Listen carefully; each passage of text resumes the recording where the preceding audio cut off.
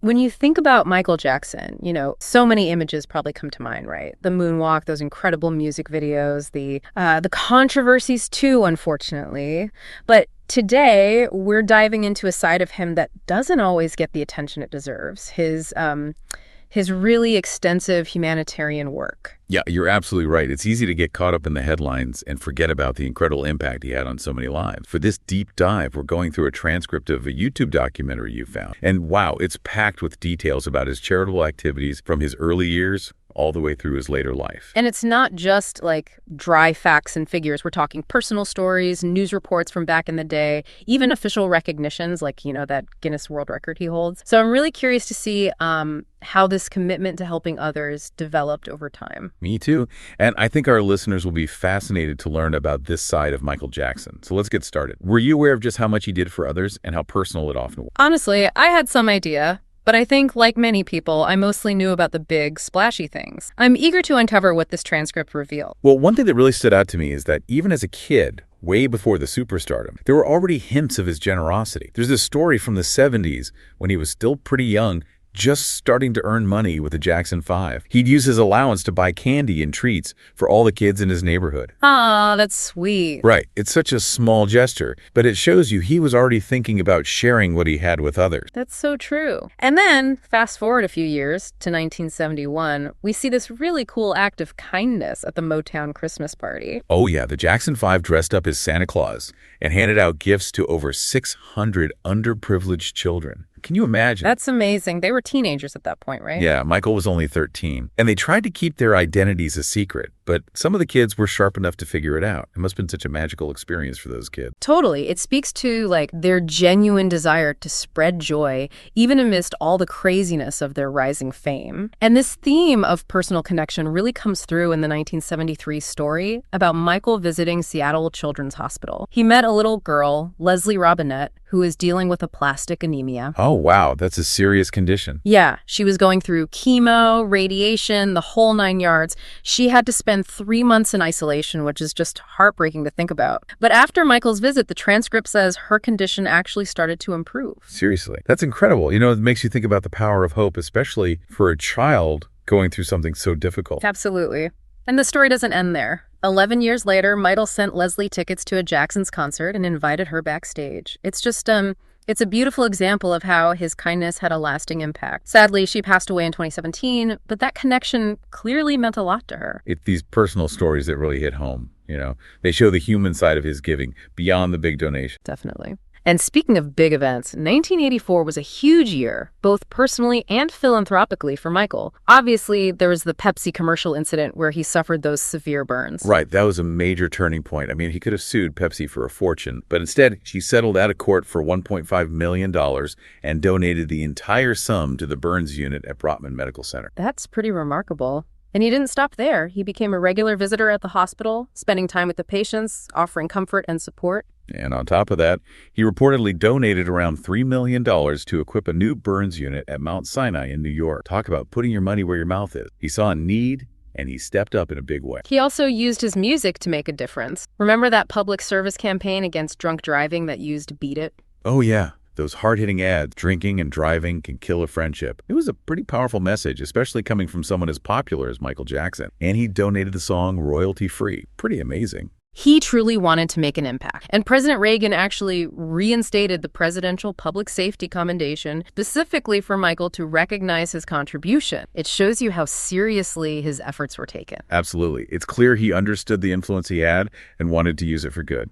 That same year, we have the Victory Tour with the Jackson brothers. But the initial ticketing system was kind of a mess. They were selling tickets in blocks of 4 and using the money to earn interest before even allocating the tickets. That doesn't sound very fan-friendly. Right. It was all about maximizing profit. But then Michael received a letter from a fan in Texas, LaDonna Jones, who had been saving up to see the show but couldn't afford to buy 4 tickets at once. Oh, that's got to be frustrating. Yeah, and Michael took it to heart. He immediately held a press conference announcing a complete complete overhaul of the ticketing system. But get this, he also decided to donate his entire share of the profits from the tour to charity. Wow, that's huge. I mean, we're talking about a massive sold-out tour. He could have made a fortune, but he chose to put others first. And it wasn't just about the money. The Jacksons gave away over 2,000 free tickets to disadvantaged children and their families, even arranging transportation and backstage meetings. It was a truly special experience for those kids. And at the same time, he was working with the Make-A-Wish Foundation, granting wishes for children with life-threatening illnesses. The transcript tells the story of Tina, a young girl battling a brain tumor whose wish was to meet Michael Jackson. She got to meet him backstage, and then during the concert, a security guard gave her a note inviting her to join Michael on stage. She actually danced with him during Bad. Oh my gosh, that's incredible. Right. And it had such a profound impact on her life. She said it gave her strength and hope during a really tough. Sadly, Tina passed away in 2014, but that memory stayed. It's another reminder of how those personal interactions meant so much. He wasn't just a distant figure writing checks. He was there making a real difference in individual lives. And then, of course, there's 1985 and We Are the World. The song became an anthem for global unity and compassion,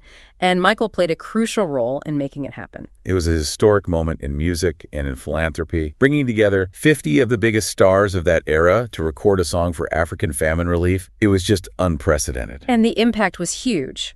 We Are the World became the fastest-selling #1 charity single ever, raising over $150 million for relief efforts in Africa. It funded everything from birth control initiatives to sustainable food production. And Michael was actively involved in the fundraising efforts. He even appeared at the Perth Telethon in Australia and donated 2 of his fedoras and a pair of rhinestone socks for auction. He also visited Princess Margaret Children's Hospital in Perth, spending hours with terminally ill children, signing autographs and giving out gifts. Even with all this global attention, he never lost sight of those individual connections. And as his Bad tour kicked off in Japan, he continued to demonstrate his compassion. The transcript mentions him paying for the funeral of a 5-year-old boy who had been tragically kidnapped and murdered, and he donated $20,000 to the boy's family. It's a powerful reminder that he was deeply affected by these tragedies. He also visited an elementary school in Tokyo, met with students and teachers, and donated money for school supply. It's clear that education was something he cared. One thing that really struck me about the Bad tour is that, according to the transcript, he actually visited more hospitals and orphanages than he performed concerts. Wow, that's really saying something. It really shows where his priorities lay. It wasn't just about the showmanship. It was about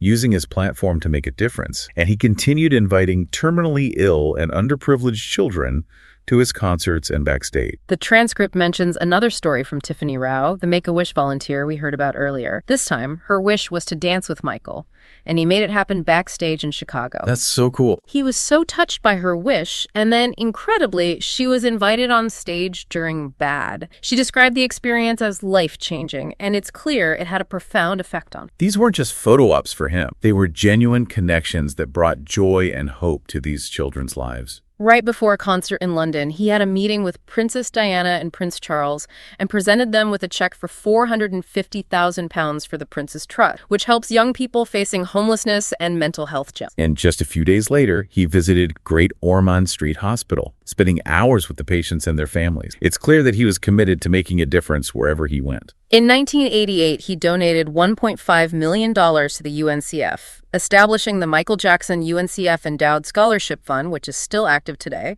helping students pay for college. Education was clearly something he valued deeply. He received an honorary doctorate from Fisk University and spoke passionately about the importance of education in creating opportunities for everyone. And he didn't shy away from responding to tragedies closer to home. The transcript mentions his friendship with David Rothenberg, who had been severely burned as a child by his own father. That's horrific. I know. But Michael reached out to David, and they developed a close bond. David said that Michael was a great person who never hurt a soul. Then, in 1989, there was a terrible school shooting at Cleveland Elementary School in Stockton. Michael was deeply affected by this event and visited the school, a nearby church, and the local hospital, offering comfort and gifts to the children and their families. It must have been so difficult, but he wanted to be there for those kids in their time of need. Absolutely. He also took 200 disadvantaged children to the circus that same year just to give them a day of fun and escape. And he returned to his own elementary school, Gardner Street Elementary in Hollywood, donating a year's salary for the music teacher and planting memorial bushes. They even named the school auditorium after him. In his speech, he talked about the importance of children, saying, "We must all never forget that the children are our future, and without them, mankind would become extinct." Those are powerful words. They really are. The transcript also talks about his close friendship with Ryan White, the young boy who became an advocate for AIDS awareness. Ryan and his family spent time at Neverland, and Michael was there for him throughout his illness. He even attended Ryan's funeral in 1990 and dedicated his song Gone Too Soon. It's clear that Ryan's story had a profound impact on him, and in 1992, he formally established the Heal the World Foundation with a goal of raising $100 million to support children's charities and environmental causes worldwide. He specifically mentioned organizations like SCAMP, Ronald McDonald House, and Make-A-Wish as being important to him, and right from the start of his Dangerous World Tour, he put those words into action. At the Sophia Children's Hospital in Rotterdam, he donated £100,000 for a new playground, which they named the Michael Jackson Playroom, and he spent time with the patients, bringing them joy and hope. Throughout the tour, he continued to visit youth centers, hospitals, and orphanages. He even flew Mickey and Minnie Mouse from Disneyland Paris to visit children at a hospital in London. Talk about going the extra mile. He really did. In Bucharest, he visited a care center for children, handing out hundreds of gifts and pledging to fund a new playground for children with special needs. He also donated concert profits to Serbian refugees. He also personally oversaw the delivery of 43 tons of medical supplies, blankets, and clothing to war-torn Sarajevo in 1992. It was a massive effort, and he said, "My mission is healing, pure and simple." Those are powerful words, and they really reflect his actions. In 1993, he teamed up with Sega to donate over $100,000 worth of gaming consoles and games to UK Children's Hospital. He worked with former President Jimmy Carter on immunization initiatives, and he visited a children's hospital in Washington, D.C., playing games with the patients and making a sizable donation. It seems like wherever he went, he was looking for ways to make a difference. Absolutely. He gave away 2,000 concert tickets to hospital staff and patients in Rio de Janeiro and hosted a festival for 5,000 underprivileged children in Mexico City. In 1994, he held a party at Neverland for underprivileged children to celebrate Martin Luther King Jr.'s birthday, and his Heal the World Foundation provided vaccines and grants to families in need after the LA earthquake. It's amazing. He was constantly looking for ways to help. Later that year, he and Lisa Marie Presley visited children's facilities in Budapest, including Bethesda Children's Hospital. There, he met Bela Farkas, a young boy who desperately needed a liver transplant. Michael was determined to find a donor and pay for the transplant, and 10 years of follow-up care. Wow, that's going above and beyond.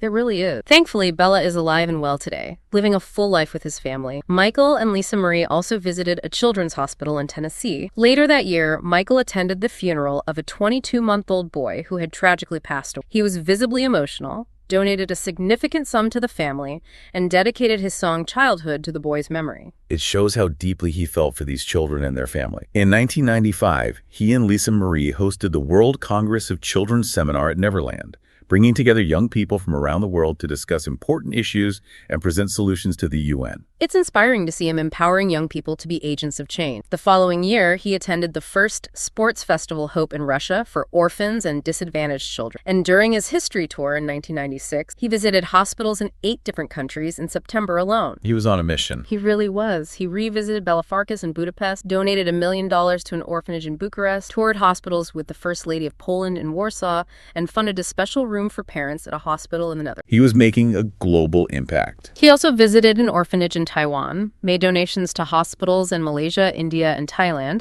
and visited Starship Children's Hospital in New Zealand with a young fan named AJ. He even donated profits from the New Zealand and Australian legs of the tour to the Smith Family Charity. It seems like his generosity knew no bounds. It really doesn't. He played Santa Claus at an orphan's Christmas party in the Philippines and donated concert profits to a children's hospital there. In 1997, he returned to Poland and spent $700,000 on toys for children at a hospital in Warsaw. He continued to arrange free concert tickets and backstage visits for children in need. Incredible. He also donated 6 minibuses to a UK charity to help children with autism and learning difficulties. In 1998, he attended the South African Economic Forum, and in 1999, he met with Nelson Mandela and announced plans for 2 charities. Those concerts, held in Germany and Korea, raised over $3.3 million for African charities, including the Nelson Mandela Children's Fund. He also presented Mandela with a donation of 1 million rand at an awards ceremony. Wow, that's amazing. And even though he was battling laryngitis, he appeared at a charity concert with Whitney Houston in 2000 to benefit children with AIDS, Alzheimer's patients, and organizations promoting the healing arts. He was clearly dedicated to these causes. And his efforts continued into the new millennium. In 2001, he gave a motivational speech at a Heal the Kids seminar, emphasizing the importance of parenting. He asked some really thought-provoking questions about how the sounds of childhood had with less laughter and more violence. It's a sad truth, but an important one to acknowledge. After 9/11, he immediately organized the United We Stand concert, raising over $15 million for victims and their families. He premiered his song, What More Can I Give?, which is all about unity and compassion. It's amazing how quickly he responded to that tragedy. He attended a charity event in London in 2002, raising money for AIDS and malaria research. He gave a speech about the importance of overcoming fear and prejudice, and he continued to invite families facing hardship to Neverland, like the Wolf family, who had lost their home in a flood. It's clear that he had a big heart and wanted to use his resources to help those in need. And in 2004, he hosted a Christmas party at Neverland for over 200 disadvantaged families. Interestingly, he also donated to U.S. Army forces and visited Camp Zama in Tokyo in 2007 to thank the troops for their service. He even turned down commercial opportunities to spend time with them. It shows that his generosity extended beyond just children's cause. He really cared about making a difference in the world. As we've seen from this deep dive, Michael Jackson's commitment to humanitarian work was truly remarkable. He was constantly giving back, both publicly and privately, and he did it from the heart. As he said, I do it from my heart. I don't do it to wave a flag and say, look at me. He didn't need recognition. He just wanted to help. And his efforts haven't gone unnoticed. The transcript mentions that he was recognized by the Guinness Book of World Records in 2000 for supporting the most charities by a pop star. They called it a lifetime of tireless dedication. What strikes me most is how personal his giving was. It wasn't just about writing checks. It was about connecting with people, understanding their needs, and offering genuine support. The stories of Leslie Robinette, Tina, Tiffany Rao, Bella Farkas, and countless others really highlight that. It makes you realize that behind the fame and the headlines, there was a deeply compassionate human being who cared deeply about making the world a better place. And for our listeners who tune in to learn and explore these fascinating topics, I hope this deep dive into Michael Jackson's humanitarian work has given you a more complete picture of the man behind the music. He was so much more than just an entertainer. He was a force for good in the world. It's a powerful reminder that even in a world obsessed with celebrity gossip and negativity, we can choose to focus on the good that people do. Michael Jackson's legacy of giving should inspire us all to look deeper, appreciate the positive contributions of others, and strive to make a difference in our own ways.